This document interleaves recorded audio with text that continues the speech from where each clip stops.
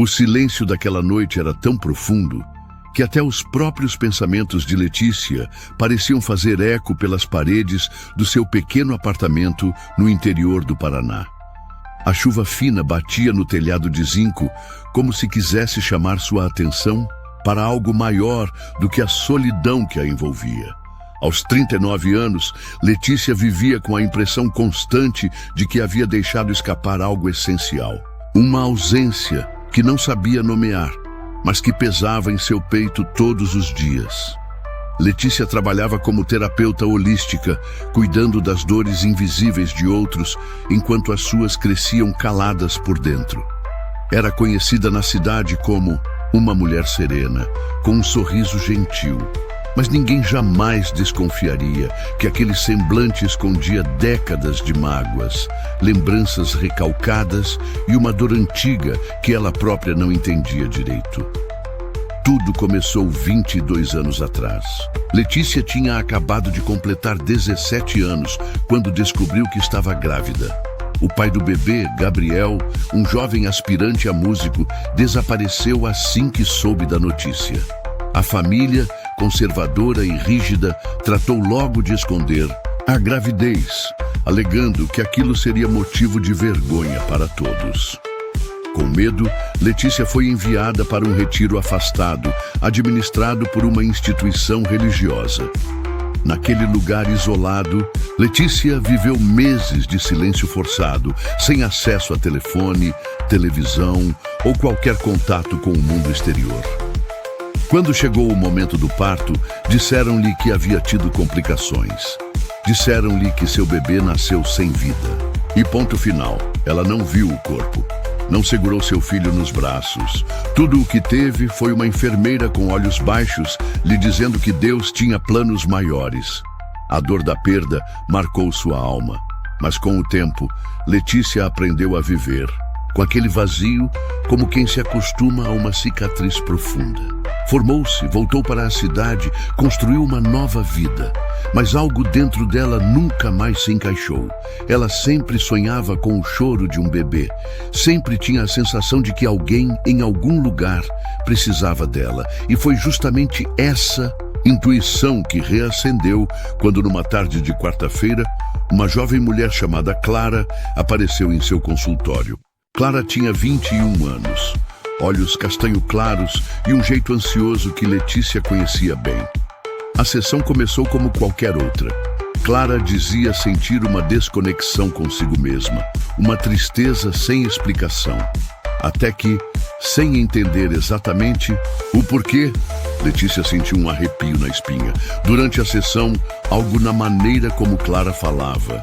O timbre da voz, os gestos com as mãos, mexeram com algo dentro de Letícia que ela não conseguia notar. Era como se seu corpo a reconhecesse antes da mente. Quando Clara foi embora, Letícia sentou-se no sofá do consultório e chorou. Mas nem ela sabia ao certo por quê. Nos dias seguintes, aquela sensação não passou. Pelo contrário, cresceu. Então Letícia fez algo que raramente fazia. Ligou para a única pessoa daquele tempo que ainda mantinha contato, Lourdes, uma ex-funcionária da instituição onde ela havia ficado durante a gravidez. Lourdes agora vivia em outro estado, mas ainda lembrava de detalhes daquela época. Durante a ligação, Letícia mencionou Clara, e Lourdes ficou em silêncio por um longo tempo. Quando finalmente falou, disse algo que gelou Letícia até os ossos. Letícia, tem algo que você precisa saber, mas não vai ser fácil. Com o coração acelerado, Letícia ouviu Lourdes contar uma história que desmontava tudo que ela acreditava. Naquele dia, 22 anos atrás, Letícia deu à luz a gêmeos, 2 meninos. Mas um deles foi levado, entregue para a adoção sob ordens superiores da instituição. O outro realmente teve complicações e não resistiu. A Letícia contaram apenas a metade da verdade. A notícia caiu como um raio. Letícia sentiu o mundo girar. Um filho vivo, em algum lugar. Um pedaço dela que respirava, crescia, talvez até a procurasse. E ela não fazia ideia. O tempo que ela passou tentando preencher o vazio Agora fazia sentido. Não era imaginação, era a saudade de alguém que existia. E foi nesse momento que a ficha caiu. A idade de Clara, o olhar familiar. E se... Não podia ser. Mas e se fosse? No dia seguinte, Letícia ligou para Clara e a convidou para mais uma sessão. Dessa vez, foi diferente. Clara estava mais tranquila, mas ao mesmo tempo curiosa. E Letícia, com as mãos suando e o coração batendo como tambor, arriscou perguntar: Clara, você foi adotada? Clara ficou em silêncio. Um silêncio pesado, como se ela tivesse esperado aquela pergunta a vida inteira. Sim, meus pais me contaram quando eu tinha 15 anos, mas nunca soube nada sobre meus pais biológicos. O coração de Letícia quase saiu pela boca. Havia ali uma chance, ainda que pequena. Mas para confirmar qualquer suspeita, precisaria de provas. Então, com o consentimento de Clara, marcaram um exame de DNA. Durante os dias de espera, Letícia não conseguiu dormir direito. Lembranças da gravidez voltaram como ondas. O som do coraçãozinho no ultrassom, os primeiros chutes, o medo e agora a esperança. Pela primeira vez em décadas, ela permitiu-se sonhar com a possibilidade de um reencontro. O resultado chegou numa sexta-feira nublada. Letícia segurava o envelope com as mãos trêmulas. Ao abrir e ler as palavras escritas em letras frias, sentiu uma onda de calor e lágrimas. Compatibilidade genética, 99,98%. Clara era sua filha. Letícia caiu de joelhos, chorando como há anos não fazia. Mas dessa vez não era dor, era gratidão, era milagre, era renascimento. Mas, e o outro filho, o segundo bebê? A revelação de que Clara era sua filha transformou Letícia por completo. Algo dentro dela se encaixou, como uma peça perdida finalmente retornando ao seu lugar. Os dias seguintes foram preenchidos por encontros emocionantes entre mãe e filha, agora oficialmente unidas. Era como se uma linha invisível, que sempre existira entre elas, finalmente tivesse nome e história. Letícia se esforçava para não sufocar Clara com tanto amor represado, mas a jovem, curiosamente, parecia tão sedenta por afeto quanto ela. As duas passaram a se ver com frequência, trocando memórias, rindo das semelhanças e chorando pelas ausências. Clara contou sobre sua infância amorosa, mas marcada por uma constante sensação de desencontro. Disse que, por mais que tivesse pais maravilhosos, sempre sentiu que havia algo além, uma origem oculta que chamava por ela nos silêncios. Letícia ouviu tudo com um nó na garganta, tentando equilibrar a alegria do reencontro com a angústia de não ter estado ali. Mas nem tudo era resposta. Ainda havia um mistério que doía como faca. O segundo filho. Onde estaria? Como havia sido sua vida? Teria sido adotado também? Estaria vivo? Pensava nela. Letícia voltou a ligar para Lourdes, determinada a saber mais. Depois de alguma hesitação, Lourdes revelou que, na época, o menino havia sido entregue a um casal sem passar por adoção legal. Era comum, explicou ela com pesar, que instituições religiosas camuflassem entregas diretas, especialmente quando envolvia famílias influentes. O casal em questão era de São José do Rio Preto, interior de São Paulo. Sabia-se pouco além disso. Clara, sem hesitar, se ofereceu para ajudar. Com o apoio dela e o uso das redes sociais, criaram uma campanha sutil, sem expor nomes, apenas com detalhes da história e um apelo por informações. Foram dias intensos, esperando, buscando, recebendo dezenas de mensagens. Muitas pistas falsas, mas uma delas chamou a atenção. Um rapaz chamado Enzo, de 22 anos, havia crescido ouvindo que fora adotado de forma discreta por seus pais, um casal rico do interior paulista. Ele sempre suspeitou que havia mais nessa história, especialmente porque seus pais nunca falavam da adoção com naturalidade. Ao ver a campanha, algo o incomodou. Ele não sabia explicar por quê, mas sentiu-se atraído por aquela narrativa. Entrou em contato. Letícia conversou com ele por vídeo. A cada palavra, o coração dela se apertava. O rosto do rapaz, o olhar, o jeito contido de rir. Tudo parecia ecoar dentro dela. Após trocarem informações, decidiram fazer o exame de DNA. E, novamente, os dias de espera pareceram uma eternidade. Durante esse período, Letícia mergulhou nas lembranças do parto. Finalmente começou a confrontar uma dor que por muito tempo preferiu esconder. Passou a escrever cartas para os filhos, registrando sentimentos, arrependimentos, desejos. E em uma dessas cartas, escreveu algo que nunca tinha dito nem para si mesma. Ela se sentia culpada por ter aceitado o silêncio, por ter se calado diante da injustiça. Mas também se prometia, agora, não desperdiçar mais nenhum segundo com medo. O resultado chegou, e mais uma vez, a verdade que esperava. Enzo era seu filho. O reencontro não foi fácil como com Clara. Enzo tinha muitas barreiras emocionais. Crescera num ambiente frio, exigente, onde afeto era sinônimo de fraqueza. Nunca se sentira parte de nada. A revelação de sua origem o desestabilizou, e seu primeiro impulso foi fugir. Mas Clara insistiu, conversou com ele, abriu seu coração e o convidou para um encontro presencial. Quando finalmente se viram, os três juntos, foi um momento carregado de emoção, mas também de cautela. Letícia respeitou os limites de Enzo. Não chorou demais, não forçou abraços, apenas disse: "Eu não quero preencher um espaço que já foi ocupado por dor. Só quero ser alguém com quem você possa contar se quiser." Essas palavras, simples e honestas, tocaram Enzo. Ele não respondeu de imediato, mas ficou. Sentou-se com elas, tomou café, riu de uma piada, foi ficando. E naquela noite, quando se despediram, ele a chamou de mãe pela primeira vez. Baixo, quase sussurrado, mas suficiente para rasgar o céu de Letícia com luz. Com o passar dos meses, os três construíram uma nova história.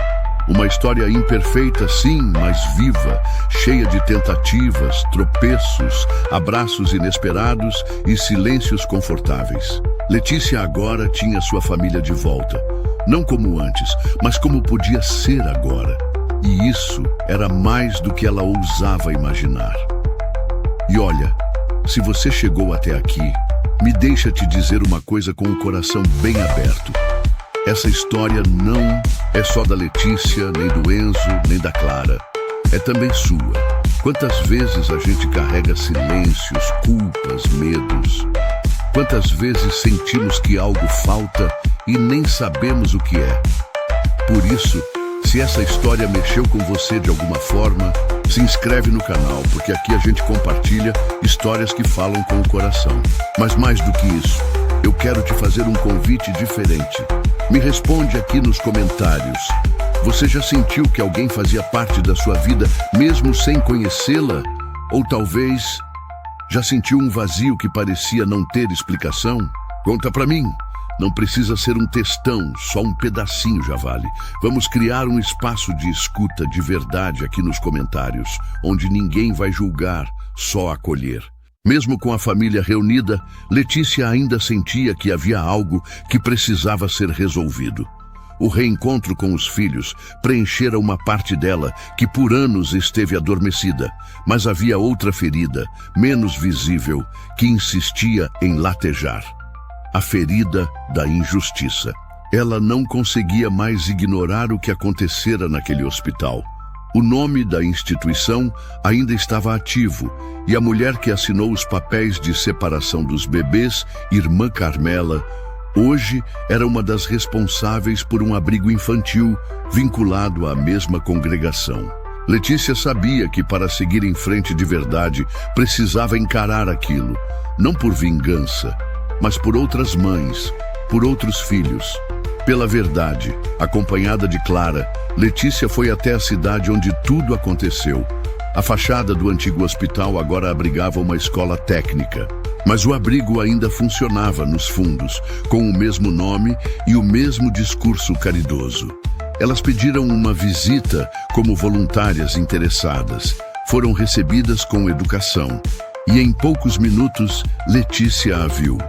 Irmã Carmela, agora já idosa, mas com o mesmo olhar severo e distante. Letícia se apresentou e a freira não a reconheceu de imediato. Mas bastou ela dizer seu nome completo para algo no rosto da mulher mudar. Foi um instante quase imperceptível, um piscar de olhos rápido demais para ser lido por qualquer um. Mas Letícia percebeu e decidiu não disfarçar. Vim aqui porque preciso entender, não quero vingança, só quero saber por quê.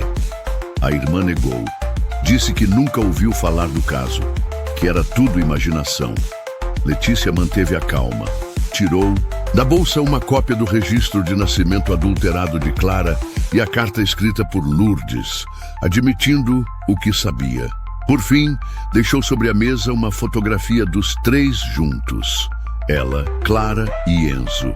A imagem falava mais que qualquer palavra. Você pode continuar negando, mas eu não vou mais me calar, disse com firmeza. Já passou da hora de essa história deixar de ser um segredo de bastidor.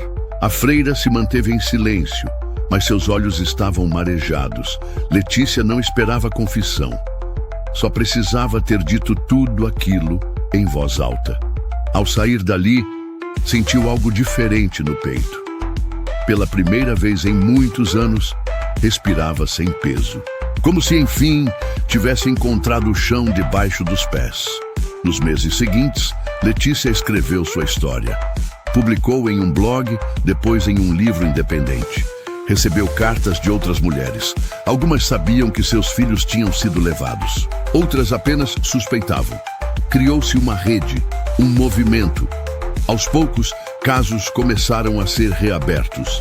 E Letícia, que antes tinha medo até de lembrar, passou a ser uma voz de lembrar, passou a ser uma voz firme contra o silêncio institucional.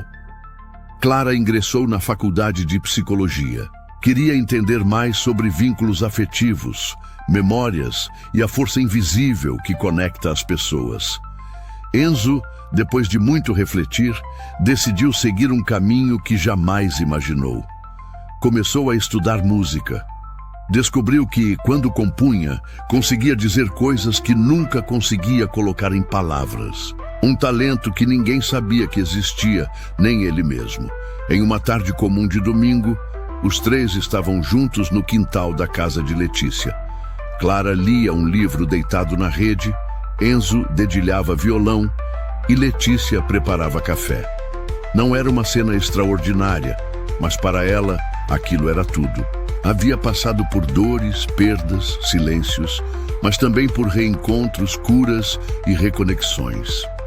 Descobrira que o tempo não apaga tudo, mas ensina a olhar com outros olhos. Ela sabia que o passado nunca deixaria de existir, mas agora ele não era mais uma prisão. Era parte da sua história. Uma história que, contra todas as probabilidades, ganhou um novo começo. E se você chegou até o fim, antes de tudo, obrigado de coração por me acompanhar até aqui. Essa história foi escrita com alma, pensando em cada pessoa que já sentiu que a vida fugiu do controle, que perdeu algo ou alguém, ou até a si mesmo em algum momento do caminho. A história da Letícia é uma metáfora para tantas outras, talvez até a sua. Se você ainda não se inscreveu no canal, esse é o momento. Mas eu quero que você se inscreva não só para acompanhar vídeos, quero que você se sinta parte de um espaço onde histórias importam, onde sentimentos não são vergonha e onde a gente pode, sim, reconstruir laços, mesmo quando tudo parece perdido. E me conta aqui nos comentários, você tem alguma história de reencontro? Uma descoberta que mudou tudo? Uma memória que voltou com força e te transformou? Compartilha com a gente. Vamos criar uma comunidade onde escutar é tão importante quanto falar. onde cada relato é uma ponte para outra alma. Eu leio tudo e respondo com carinho. E se esse vídeo te tocou, compartilha com alguém que você ama, alguém que talvez esteja precisando se lembrar que ainda dá tempo de reconectar. Te espero no próximo vídeo. E até lá, cuida bem de quem você é, porque você, mesmo nas suas partes quebradas, ainda é